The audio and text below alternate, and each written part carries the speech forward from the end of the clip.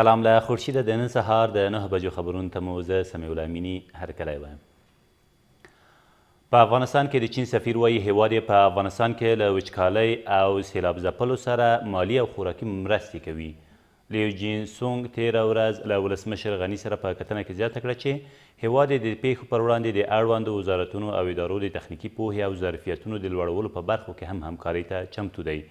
د نوموړي په وینا بیجینګ هڅې کوي چې د سیمې د امنیت، ثبات او پرمختګ په برخو کې فعال رول ولري.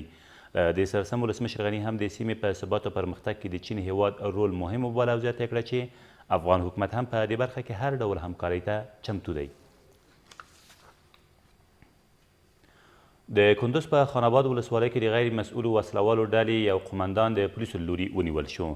د کندوز امنیه قمندان عبدالباقي نورستانی وایي دغه کس چې عبدالمتین نومیږي او په متینک مشهور دی تیر ماښام په خان آباد ولسوالۍ کې له پولیسو سره تر یوې نښتې وروسته له خپل یو کس سره یو ځای نیول شوی دی.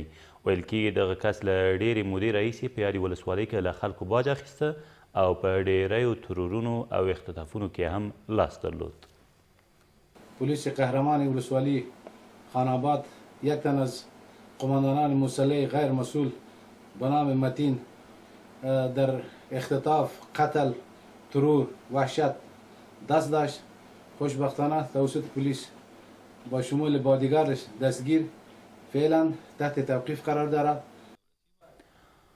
ولسمشر غني وایي د پولیسو دنده د امنیت ټینګښت دی او حکومت هم د پولیسو د امنیت په خاطر د استحکاماتو په جوړولو سره مسؤلیت لري. نوموړي تېره ورځ د کورنیو چارو وزارت له ستر امنیتي مرستیال د کابل امنیه قمندان او د پلازمینې د پولیسو د حوزو له آمرینو سره په کتنه کې زیاته کړه پولیس او ټول هیوادوال مکلف دي چې قانون رعایت کړي او هیڅ څوک نشي کولی د پولیسو پر ضد له زوره کار واخلي. ولسمشر همداراز د پولیسو د حوزو ترمنځ او نورو امنیتي او کشفي بنسټونو سره په لا زیاتې همغږۍ ټینګار وکړ او په ډاګه کړه چې د پولیسو د امنیتي حوزو تشکیلات او جوړښت ودانۍ او قراردادونه بیاکتنې ته اړتیا لري. د القاعدې یو غړی د ننګرهار په مرکز کې د څارګر ملي ادارې له لوري نیول شوی دی. د ننګرهار د رسنیو دفتر مسؤلین وایي دغه کس چې رحمت الله نومیږي د جلال آباد ښار د لومړۍ ناحیې له شاوخوا سیمو نیول شوی دی.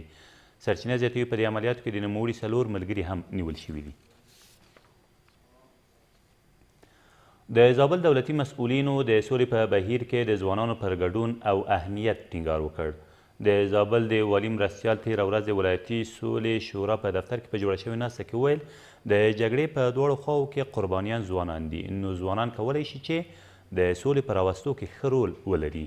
دا په داسې حال کې ده چې ټاکل شوی افغان حکومت د لوی اختر په مناسبت د طالبان پر وړاندې د دویم ځل لپاره د اوربند اعلان وکړي او دا چې طالبان به هم ورته عمل وکړي او که نه تر اوسه روښانه نه ده. سوله دلته د هر افغان بلکې د هر زابلي د هرې مور د هرې خور د هر پلار د هر ورور غوښتنه ده او دا خلک نور دې کمیټې ته یا دغې دارالارشاد ته یا دغه ولایتي د سولې ولایتي کمیټې ته یا ولایتي ادارې ته یو ډول د امید سترګې دې طرف ته ځوان یې کولی شي چې دغه موقف ښه وساتلی شي او اکثریت جنګیالي په طالب کې هم ځوانان هغوی ته درکولی شي دوی تا درکولی شي. دا تر دې مهاله وروستي خبرونه تر بیا مو الله مل.